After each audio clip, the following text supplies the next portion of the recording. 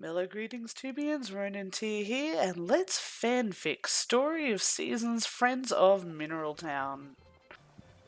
Summer 15, Year 1, Tuesday, sunny. So, journal, it was another day. I got up, I tended the chickens, I tended the crops, I tended rain. But you already knew all that because that's what I do every single day. Who'd have thunk that watering some pineapples would be the equivalent of swiping into the office? After that, I decided to perk myself up a bit and make good on my earlier conversation with you about increasing the number of friends that I have in town. I gathered up an armload of supplies of random things that I thought people might like, and I ran around and I saw every eligible bachelor in town, and I gave them all a gift. For the most part, I think it was fairly successful, and most of the guys responded quite strongly to what I had offered. And I really do need to do this more often, or it's just gonna come across as that weird eccentric old farmer down at the farm there is once again throwing away spare stuff at us, because that's what we're here for, is to collect her junk. So I've got to make sure that I'm putting aside time every day or every other day to do something similar and make sure that I'm talking to everybody so that I can build these friendships up. Especially with, well, no, I don't think I'm ready to think like that yet. It'll be interesting next time the goddess asks, though. Speaking of, after I had done my best impression of the jolly fat man, I... Ow! Sorry, General, just a sec. Cramp in hand, cramp in hand! Oh, that's so much better. Oh, sorry about that, General, that was... Ow. What was I saying? Oh, right. So after I did my best impression of Santa, I went up to the mountain, as I ever do, did my foraging, decided to bop into the mines for a bit. As usual, there was some bathing first. I don't have the energy to do much of anything once I'm done with the watering. But I decided to bop through the mines, so I wanted to get some more ore, because Grey really seemed to like getting ore, and I kind of needed to upgrade my tools, so I don't want to waste any. Not that, giving someone who will hopefully one day be my friend a gift is a waste or anything. It's just, I'm absolutely rambling at this point. I'm really sorry about that, General. So yeah, made offering, bopped into the mines, found a bit of ore, came home, put everything away, and now here I am. This is our life now, Journal. Hey, should I take you outside, or are you afraid of the weather?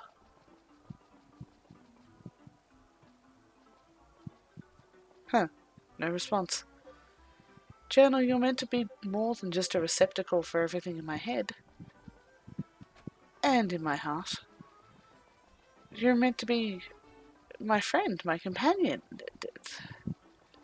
You're so much more than just pages with ink. Okay, Brenna, you are talking to your journal like you expect it to answer. I really think that you need to be getting out there and socializing some more, my girl. At least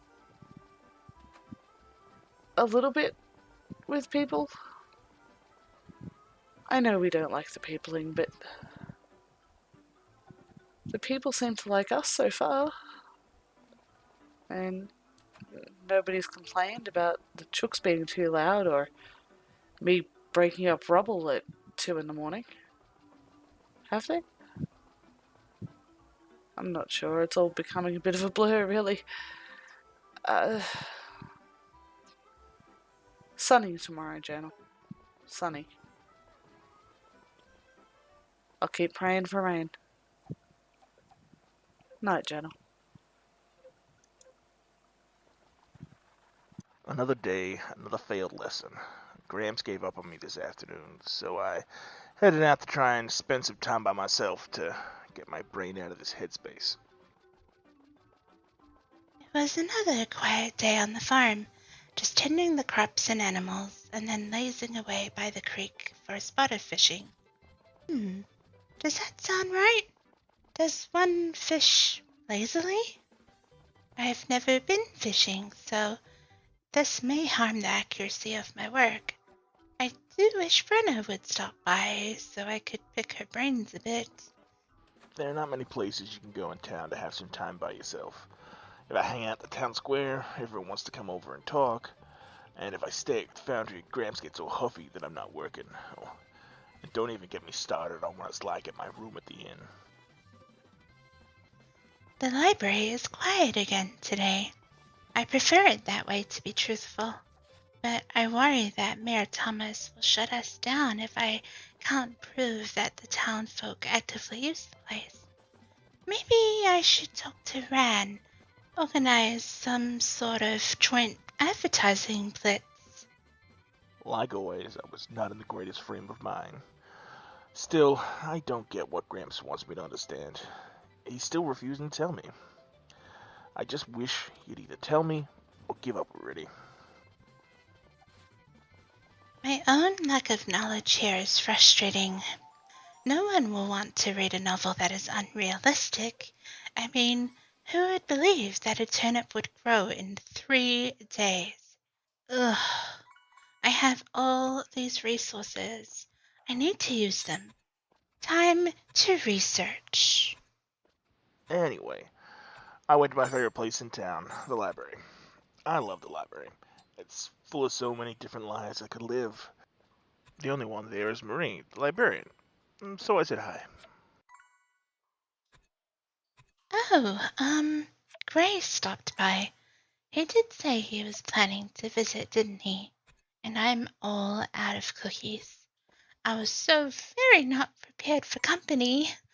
I have ink stains all over my hands, and did I put on deodorant this morning? Oh my goddess. There's never anyone at the library. I have no idea why. Don't they know how many good stories are here? I noticed that no one was here. Did I hear a tint of envy? I guess working so closely with someone every day could be really tiring. I've been running this place along for so long that I forget what it must like to have a boss or a mentor. There's this one I'm reading right now about a bartender who's actually a good musician and a magician, but he's only in hiding, and he's telling his life story to these two people at the bar, and I, I, I guess I'm getting carried away. He complimented the collection. I had no idea he was a reader. Why do I feel so giddy? Could this revelation lead to more visits in the future? It's so nice to know that someone appreciates the collection we have developed here. I'm sure it is nothing to the libraries in the city, but I'm quite proud of what we have built here. I was saying to Marie how good the collection is, and it's weird how nobody ever comes in. She lit up real fast. I get the feeling she doesn't hear many nice things about the place. So, I was glad to brighten her day. I confessed to him. I told him I am writing a novel of my own. He seemed shocked and a bit amazed. What does he think I do all day, anyway? Just dust the books, shelve things. Maybe that advertising thing could show the work librarians do. She started telling me about a book she's writing herself. I was pretty impressed. How many authors do you see in Mineral Town? That's kind of exciting. He seemed so interested in my work, and I was a little overwrought, and I just blurted it out before I had a chance to think about it. I asked him if he would read it before I submitted it to the editor, and he agreed. He says he'll give me fair feedback, which is a relief. She asked me if I wanted to read it. Obviously, I said yes. I'd love to see what kind of writing she does. I wonder if she's more into magic or spaceships. I can't believe I asked him that. Reading my unprinted work is so intimate. We've known each other since we were small, but we have never been close.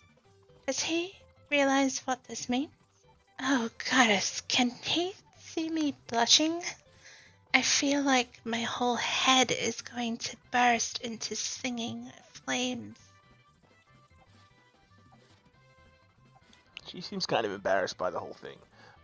No idea why. I know I'd be showing my skills off in town if I was any good at the forge.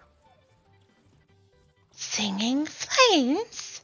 What are you thinking, Marie? Have a cuppa and get your butt back into research mode. We need to be even more sure that the work is perfect. I have a tester to impress. Now, where is that almanac? Summer 16, Year 1, Wednesday. Sunny. So Fifi hatched this morning. She's our newest chicken. That was exciting and fun. Nice little break from the morning monotony. I swear it, Journal. Every morning is just the same in this little provincial town. Oh, and the corn was up, so when I was watering I got to harvest too. That'll put a bit of pocket back in our pocket. I just realised how silly that sentence looks when I write it down. It works better in my head. So yes, as ever, tended chooks, tended crops, tended rain. Can we just take that for read, or do I need to keep saying it?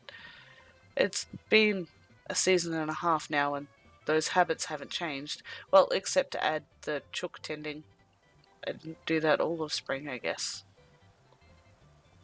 We'll see what happens. So after the great success of yesterday's gift-giving melee? No, that's too combaty.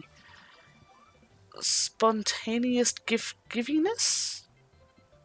Sure, that'll work. Again, looks foolish. Oh. Uh-oh. I think my pen's running dry. I need to find a way to order in supplies from the city. What was I saying? Yes, after yesterday's wonderful bout of gift-giving to all of the eligible bachelors in town, I decided to load up another armload of random stuff and do the same thing for all the girls. So I think it went okay, and everybody seemed to appreciate what I gave them. I'm not certain if I got everybody's favourite, but it's the first time I've really tried giving gifts to a lot of these people, so you can't expect me to be perfect straight off the bat, now can you? Well, actually, you probably could.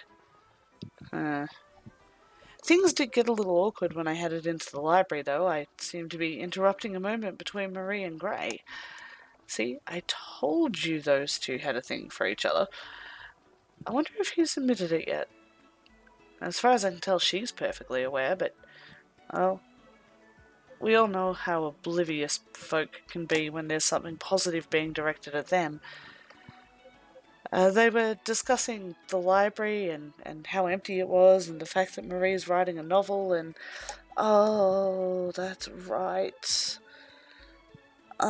She's going to be so disappointed in me. I agreed weeks ago to sit down and let her interview me about the farmer's life, and so that she could add in some realism, and people need to understand that a turnip only takes 4 days to grow. It's not as hard as it looks. You churn up some earth, you drop in some seeds, you wet it down every day, preferably with water and not salt water. I learned that lesson the hard way with a previous pot plant. Don't use salt water. Salt water is bad. You wet everything down, and 4 days later, crops. And they're tasty, tasty crops. I also got lucky in that it's Wednesday, which means that Ellie was out doing her shopping for the doctor. I'm a little bit worried about the fact that Doc can't shop for himself. And he's a grown man and all, and he should be able to do his own shopping, right? Logical expectation, yes. Then people aren't always logical, are they? So while I stopped into the shop, I did pick up some more chocolate. My intent, I think, if I can keep it up, is I'll run around and give gifts to all of the guys on day A, and then I'll run around and give gifts to all of the ladies on day B. And in between, I will focus on everybody else in town. And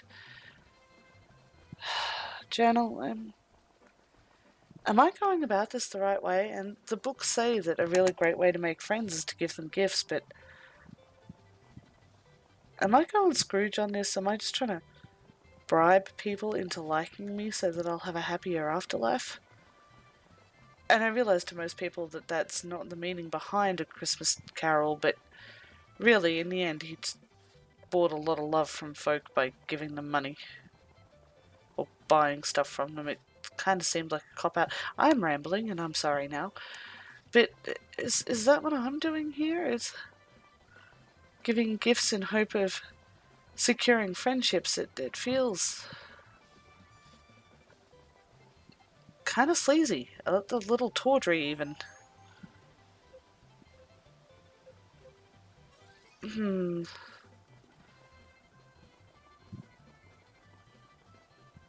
Huh.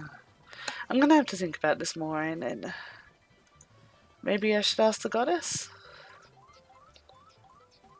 And I went up the mountain, I foraged, I made offering, yada yada yada, all the usual stuff.